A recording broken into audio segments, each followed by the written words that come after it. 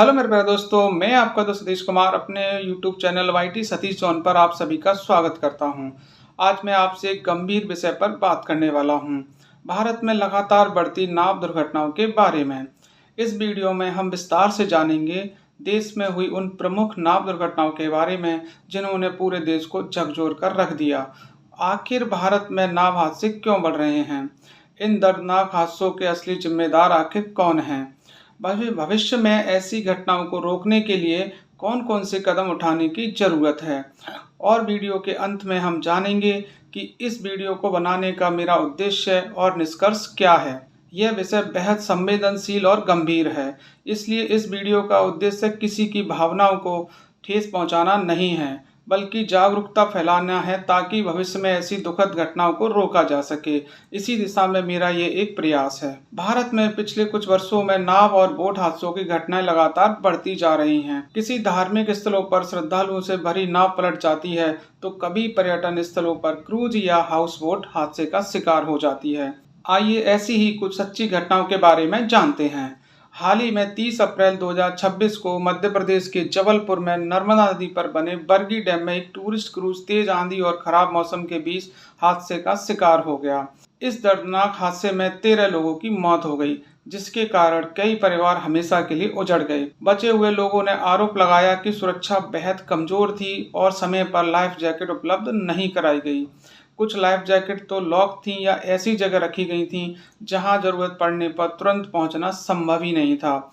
और इस घटना का एक बेहद ही भावुक कर देने वाला दृश्य भी सामने आया, जिसमें एक मां अपने बच्चे को बचाने की कोशिश करते हुए उसी के साथ इस दुनिया को छोड़ गई। यह दृश्य काफी भावुक करने वाला था। जांच रिपोर्ट्स और प्रत्यक्षदर्शियों के अनुसार मौसम विभाग ने पहले ही येलो अलर्ट जारी किया हुआ था, फिर भी क्रूज को चलाया गया।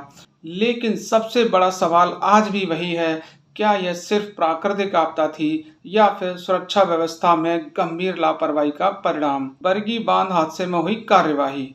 पुलिस द्वारा नाव के मालिक और संचालक के खिलाफ गैर इरादतन हत्या के आरोप में आईपीसी की धारा 304 और धारा 34 के तहत मामला दर्ज कर गिरफ्तारी की गई। जांच में यह पाया गया कि खराब मौसम की चेतावनी के बावजूद क्रूज को गहरे पानी में ले जाया गया, जो एक गंभीर आपराधिक लापरवाही मानी जा रही है। इसी कारण संबंधित निजी कंपनी का ऑपरेटिंग लाइसेंस और परमिट तत्काल प्रभाव से रद्द कर दिया गया है। इसके साथ ही बरगी बांध में चलने वाली सभी नावों और क्रूज के सेफ्टी ऑडिट तथा फिटनेस सर्टिफिकेट को दोबारा जांच के आदेश दिए गए हैं। जब तक जांच पूरी नहीं हो जाती है, तब तक सभी पर्यटक नौका सेवाओं को अस्थायी रूप से बंद कर दिया गया है। अब सवाल यह भी उठ रहा है कि क्या पर्यटन विभाग या स्थानीय प्रशासन के अधिकारियों की ओर से भी कोई चूक हुई थी? इसी को देखते हुए पूरे हादसे की मजिस्ट्रेट जांच के आदेश दिए गए हैं। मध्य प्रदेश सरकार ने मृतकों के परिजनों के लिए आर्थिक सहायता के रूप में मुआवजे की घोषणा की है। आमतौर पर ऐसे मामलों में प्रति परिवार 4 से 5 लाख रुपए की सहायता दी जाती है। लेकिन मेरा सवाल और सुझाव यह है कि हर हादसे के बाद जांच और कार्रवाई तो होती है, लेकिन क्या हम उन मासूम लोगों की जान वापस ला सकते हैं? असली कार्रवाई तब मानी जाएगी जब नियमों का पालन हादसों से पहले हो, हादसों के बाद नहीं। मथुरा यमुना नाव हादसा। हाल ही में 10 अप्रैल 2026 को मथुरा वृंदावन में भी एक दर्दनाक नाव हादसा हुआ था। यह हादसा वृंदावन के केसी घाट के पास यमुना नदी में हुआ, जहां लगभग 37 श्रद्धालुओं से भरा एक स्टीमर अस्थायी पुल यानी पॉन्टून पुल से टकराकर पलट गया। हादसे के दौरान श्रद्धालु नाव के जरिए नदी पार कर रहे थे या दर्शन के लिए जा रहे थे। इस दर्दनाक हादसे में 16 लोगों की जान चली गई, जिनमें अधिकांश पंजाब के थे और कई लोग एक ही परिवार या समूह के सदस्य थे।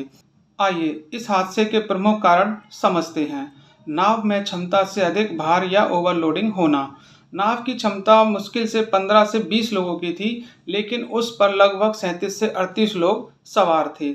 जब नाव असंतुलित होकर पलटने लगी, तो अत्यधिक भार के कारण वह पूरी तरह पानी में समा गई। लाइफ जैकेट का अभाव। धार्मिक पर्यटन के दौरान नाव संचालकों द्वारा सुरक्षा मानकों की सबसे बड़ी अनदेखी देखी जाती है। इस हादसे में भी किसी भी श्रद्धालु ने लाइफ जैकेट नहीं पहनी थी। ना तो श्रद्धालु ने लाइफ जैकेट की मांग की और ना ही नाव संचालकों द्वारा यात्रियों को लाइफ जैकेट उपलब्ध कराई गई। जांच में ये भी पाया गया है कि नावें बिना वैध लाइसेंस के संचालित हो रही थीं। ज़्यादा कमाई के लालच में सुरक्षा को नज़रअंदाज करते हुए एक ही नाव में क्षमता से दोगुने यात्री बैठाए गए थे। हादसे के बाद प्रशासनिक और कानूनी कार्रवाई की गई है।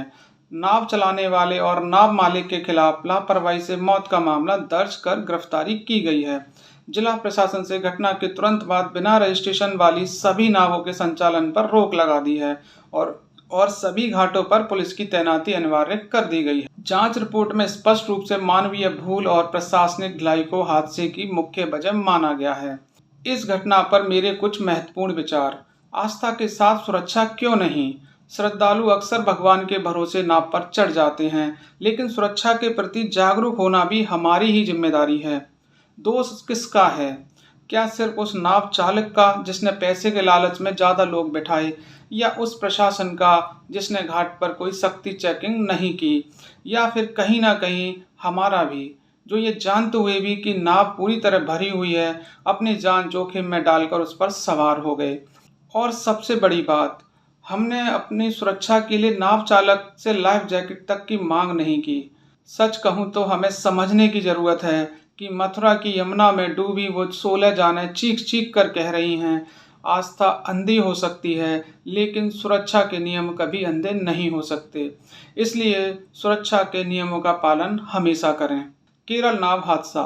7 मई 2023 को केरल के मलप्पुरम जिले के तन्नूर के पास स्थित थूवल थीरम समुद्र तट पर हुए नाव हादसा भारत की सबसे दुखद जल दुर्घटनाओं में से एक था। शाम लगभग 7 बजे अटलांटिक नाम की डबल डेकर टूरिस्ट बोट अचानक हादसे का शिकार हो गई। इस दर्दनाक हादसे में कुल 22 लोगों की मौत हो गई। मरने वालों में सबसे अधिक महिलाएं और लगभग 11 बच्चे शामिल थे, जो स्कूल की छुट्टियों का आनंद लेने आए थे। इस हादसे में एक ही परिवार के 11 सदस्यों की भी जान चली गई थी। आइए समझते हैं हादसे के प्रमुख कारण। क्षमता से अधिक यात्री होना यानी ओवरलोडिंग। नाव की क्षमता 20 से 22 लोगों की थी, लेकिन उसमें 38 से 40 लोग सवार थे। नियमों का उल्लंघन किया गया। नाव संचालन का समय शाम 6 बजे तक ही निर्धारित था, लेकिन यह नाव शाम 7 बजे अंधेरे में भी चलाई जा रही थी। हमें समझने की ज़रूरत है कि नियमों की अनदेखी किस तरह मासूम लोगों की जान ले लेती है। सुरक्षा उपकरणों की कमी। यात्रियों के पास ना तो लाइफ जैकेट थे और ना ही आपातकालीन स्थिति से निपटने के कोई साधन मौजूद थे। सबसे बड़ा सवाल ये उठता है कि शाम 6 बजे के बाद भी नाव का संचालन कैसे जारी रहा? क्या वहां सुरक्षा जांच के लिए कोई अधिकारी मौजूद नहीं था? केरल हाई कोर्ट ने इस घटना पर कड़ी नाराजगी जताई थी और इसे मानव निर्मित त्रासदी बताया था। कार्यवाही। पुलिस ने नाव के मालिक को गिरफ्तार किया और उनके खिलाफ गैर इरादतन हत्या का मामला दर्ज किया गया। लेकिन सोचकर देखिए, क्या इस हादसे के लिए सिर्फ नाव का मालिक ही जिम्मेदार था? पटना नाव हादसा 2017। यह घटना 14 जनवरी 2017 यानी मकर संक्रांति के दिन की है, जिसने पूरे देश को झकझोर कर रख दिया था। बिहार सरकार के पर्यटन विभाग द्वारा गंगा नदी के सबलपुर क्षेत्र में पतंग उत्सव का आयोजन किया गया था। इस कार्यक्रम में हजारों लोग पहुंचे थे। शाम होने पर जब लोग वापस लौटने लगे तो सरकारी बसें और नावें कम पड़ गईं। इस दुखद हादसे में 25 लोगों की मौत हो गई, जिनमें कई बच्चे और महिलाएं शामिल थीं। हादसे के प्रमुख कारण। ओवरलोडिंग। जिस नाव पर हादसा हुआ उसकी क्षमता मात्र 25 से 30 लोगों की थी, लेकिन जल्द घर पर पहुंचने की होड़ में उस पर 70 से 80 लोग सवार हो गए थे। सुरक्षा मानकों की अनदेखी। नाव पर किसी के पास लाइफ जैकेट नहीं थी, साथ ही अंधेरा होने के बावजूद नाव का संचालन किया जा रहा था, जबकि सूर्यास्त के बाद नाव चलाने पर प्रतिबंध होता है। प्रशासनिक लापरवाही। जांच रिपोर्ट में सामने आया कि कार्यक्रम स्थल पर भीड़ नियंत्रित करने के लिए पर्याप्त पुलिस बल और नावों की उचित व्यवस्था नहीं थी। नाव चलाने वालों के पास लाइसेंस और सुरक्षा के पुख्ता इंतजाम भी नहीं थे। ओवरलोडिंग, प्रशासनिक लापरवाही और लोगों की जागरूकता की कमी के कारण मकर संक्रांति जैसे शुभ त्योहार का दिन मातम में बदल गया। अगर हम पिछले वर्षों में हुई ऐसी घटनाओं को खोजें तो हमें कई दर्दनाक हादसे देखने को मिलेंगे, जैसे आंध्र प्रदेश गोदावरी नदी हादसा। आंध्र प्रदेश की गोदावरी नदी में टूरिस्टों से भरी नाव पलट गई, जिसमें 50 से ज़्यादा लोगों की मौत हो गई। बाद में पता चला कि नाव के पास जरूरी परमिट और सुरक्षा इंतजाम तक पूरे नहीं थे। केरल झील हादसा। केरल की धक्कड़ी झील में पर्यटकों से भरी नाव डूब गई, जिसमें लगभग 45 लोगों की जान चली गई। ओडिशा हीराकुंड डैम हादसा। ओडिशा के हीराकुंड डैम में पिकनिक मनाकर लौट रहे लोग नाव हादसे का शिकार हो गए। इस हादसे में 31 लोगों की मौत हो गई। बताया गया कि नाव में उसकी क्षमता से कई गुना ज़्यादा लोग बैठे थे। लेकिन सवाल आज भी वही है, आखिर इन हादसों के लिए जिम्मेदार कौन है? इन सभी घटनाओं की जांच रिपोर्ट में कुछ सामान्य कारण सामने आए हैं, जो ये स्पष्ट करते हैं कि ऐसे हादसे आखिर क्यों बढ़ रहे हैं। ओवरलोडिंग सबसे बड़ा कारण है। ओवरलोडिंग ज़्यादा कमाई के लालच में कई नाव संचालक क्षमता से कई गुना ज़्यादा लोगों को बैठा लेते हैं, जो हादसे का सबसे बड़ा कारण बनता है। लाइफ जैकेट की कमी। भारत में आज भी कई नावों में पर्याप्त लाइफ जैकेट नहीं होती हैं। कई लोग बिना लाइफ जैकेट के सफ़र करते हैं और हादसे के समय तैरना न आने के कारण डूब जाते हैं तथा अपनी जान गंवा देते हैं। नियमों की अनदेखी और सुरक्षा मानकों का उल्लंघन। कागजों में नियम बहुत हैं, लेकिन जमीन पर नियमों की अनदेखी और सुरक्षा मानकों का उल्लंघन उससे भी ज़्यादा है। बिना फिटनेस सर्टिफिकेट, बिना परमिट और बिना सुरक्षा जांच के नावें लगातार चलती रहती हैं, जो इस तरह के हादसों को बढ़ावा देती हैं। प्रशासनिक ढिलाई और खराब मौसम में संचालन। बारिश, तेज हवा और तूफान के बावजूद कई जगह नावें चलती रहती हैं, क्योंकि प्रशासनिक निगरानी कमजोर है और कमाई रोकना कोई नहीं चाहता है। भ्रष्टाचार और लापरवाही। कई बार हादसों के बाद पता चलता है कि नाव का फिटनेस प्रमाण पत्र ही संदिग्ध था, यानी सिस्टम की लापरवाही इन मौतों में बराबर की जिम्मेदार है। एक सवाल खुद से पूछिए, इन घटनाओं के लिए क्या सिर्फ सरकार जिम्मेदार है? मैं कहता हूँ नहीं। कुछ जिम्मेदारियां लोगों की भी हैं। कई लोग भीड़ देखकर भी नाव में बैठ जाते हैं, लाइफ जैकेट पहनने से मना कर देते हैं, सेल्फी और वीडियो बनाने के लिए नाव में इधर उधर खड़े हो जाते हैं। लेकिन सबसे बड़ी जिम्मेदारी फिर भी सिस्टम की ही होती है, क्योंकि सुरक्षा सुनिश्चित करना सरकार और संचालकों का ही काम है। अब सवाल है, आखिर समाधान क्या है? अगर सच में ऐसे हादसे रोकने हैं तो सिर्फ बयान नहीं, सख्त कार्रवाई करनी होगी। जरूरत है सख्त नियमों, तकनीकी सुधार और जिम्मेदारी तय करने की। सिर्फ दिशा निर्देश देने की नहीं, बल्कि उन्हें जमीन पर लागू करने की। ओवरलोडिंग रोकने के लिए सख्त कदम। अगर नाव में तय सीमा से ज़्यादा लोग ही नहीं बैठेंगे तो आधे हादसे अपने आप कम हो जाएंगे। जरूरी कदम उठा सकते हैं। हर नाव पर अधिकतम यात्री क्षमता साफ लिखी जानी चाहिए।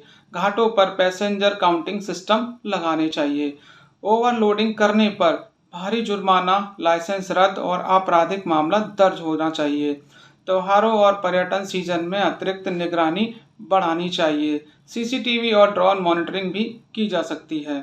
लाइफ जैकेट और सुरक्षा उपकरण अनिवार्य हों।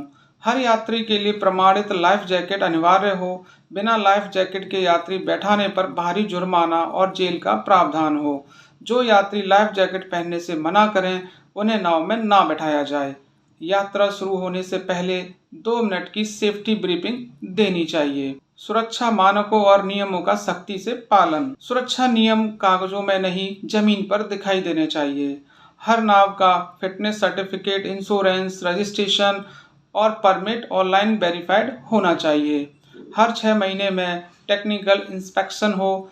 टूरिस्ट बोट्स और लोकल बोट्स के लिए अलग सेफ्टी कैटेगरी बनाई जाए। सभी नावों में जीपीएस ट्रैकिंग सिस्टम लगाना भी उचित रहेगा। बिना फिटनेस वाली नाव तुरंत जब्त की जाए। खराब मौसम में नाव संचालन पर रोक। कुछ घंटों की कमाई के लिए लोगों की जान जोखिम में नहीं डाली जानी चाहिए। तेज बारिश, तूफान या हवा में नाव संचालन की अनुमति नहीं देनी चाहिए। घाटों, डैम और पर्यटन क्षेत्रों में वेदर वार्निंग सिस्टम लगाए जाने चाहिए। आईएमडी वेदर अलर्ट्स सीधे बोट ऑपरेटर्स तक पहुंचने चाहिए। नियम तोड़ने वालों के खिलाफ सख्त कानूनी कार्रवाई की जानी चाहिए। प्रशासनिक जवाबदेही और भ्रष्टाचार पर नियंत्रण। जब तक जिम्मेदारी तय नहीं होगी, लापरवाही बंद नहीं होगी और हादसे नहीं रुकेंगे। हादसे के बाद सिर्फ नाव चालक ही नहीं, संबंधित अधिकारी भी जांच के दायरे में आने चाहिए। फर्जी फिटनेस सर्टिफिकेट जारी करने वालों पर एफआईआर दर्ज होनी चाहिए। सेफ्टी ऑडिट रिपोर्ट सार्वजनिक की जानी चाहिए। भ्रष्टाचार रोकने के डिजिटल अप्रूवल सिस्टम लागू किए जाने चाहिए। हर जिले में इंडिपेंडेंट वाटर सेफ्टी अथॉरिटी भी बनाई जा सकती है। नाव चालकों और स्टाफ की ट्रेनिंग। नाव चलाना सिर्फ स्टीयरिंग पकड़ना नहीं, बल्कि दर्जनों जिंदगियों की जिम्मेदारी लेना है। बोट ऑपरेटर्स के लिए अनिवार्य ट्रेनिंग की व्यवस्था होनी चाहिए। इमरजेंसी रेस्क्यू ड्रिल नियमित रूप से कराए जाने चाहिए। हर टूरिस्ट बोट में ट्रेंड रेस्क्यू स्टाफ मौजूद होना चाहिए। शराब या नशे में नाव चलाने वाले का लाइसेंस हमेशा के लिए रद्द कर देना चाहिए। तेज और आधुनिक रेस्क्यू सिस्टम। हादसे के बाद शुरुआती 15 मिनट सबसे महत्वपूर्ण होते हैं। हर बड़े घाट और डैम पर रेस्क्यू टीम तैनात की जानी चाहिए। डाइवर्स और रेस्क्यू बोट्स उपलब्ध होने चाहिए। एनडीआरएफ और एसडीआरएफ का कोऑर्डिनेशन मजबूत होना चाहिए। रिवर एम्बुलेंस सर्विस शुरू की जा सकती है। इमरजेंसी हेल्पलाइन नंबर्स स्पष्ट रूप से प्रदर्शित किए जाएं। लोगों में जागरूकता जरूरी। कई हादसे सिर्फ थोड़ी सावधानी से रोके जा सकते हैं। लोगों को क्या करना चाहिए? ओवरलोडेड नाव में ना बैठें। हमेशा लाइफ जैकेट पहनें। अगर नाव चालक लाइफ जैकेट ना दे तो उस नाव पर ना बैठें और शिकायत करें। सेल्फी या भीड़ बनकर नाव का संतुलन ना बिगाड़ें। खराब मौसम में बोटिंग अवॉइड करें, उससे बचें। इस वीडियो के आधार पर मैं आपको निष्कर्ष देना चाहूँगा, नाव हादसे सिर्फ दुर्घटनाएं नहीं हैं, बल्कि सिस्टम की कमजोरियों, लालच, लापरवाही और नियमों की अनदेखी का परिणाम है। अगर सरकार सख्ती करे, प्रशासन जिम्मेदारी निभाए, नाव संचालक नियमों का पालन करें और लोग जागरूक हों, तो हजारों जिंदगियां बचाई जा सकती हैं। हर नाव हादसे के बाद कुछ परिवार हमेशा के लिए टूट जाते हैं। किसी का बेटा, किसी की माँ, किसी का पूरा परिवार टूट जाता है। सवाल सिर्फ इतना है, क्या हम अगले हादसे का इंतजार करेंगे या अब सच में बदलाव होगा? क्योंकि हादसे अचानक नहीं होते, उन्हें लापरवाही पैदा करती है, और जब तक लापरवाही नहीं रुकेगी तब तक मासूम लोगों की जान जाती रहेगी। अगर आपको लगता है कि भारत में नाव सुरक्षा नियम और मजबूत होने चाहिए, और अगर आपको ये वीडियो इन्फॉर्मेटिव और महत्वपूर्ण लगी हो, तो इस वीडियो को ज़्यादा से ज़्यादा शेयर कीजिए, लाइक कीजिए और मेरे चैनल को सब्सक्राइब कीजिए। मैं हूं आपका दोस्त सतीश कुमार। मिलते हैं अगली वीडियो में। धन्यवाद।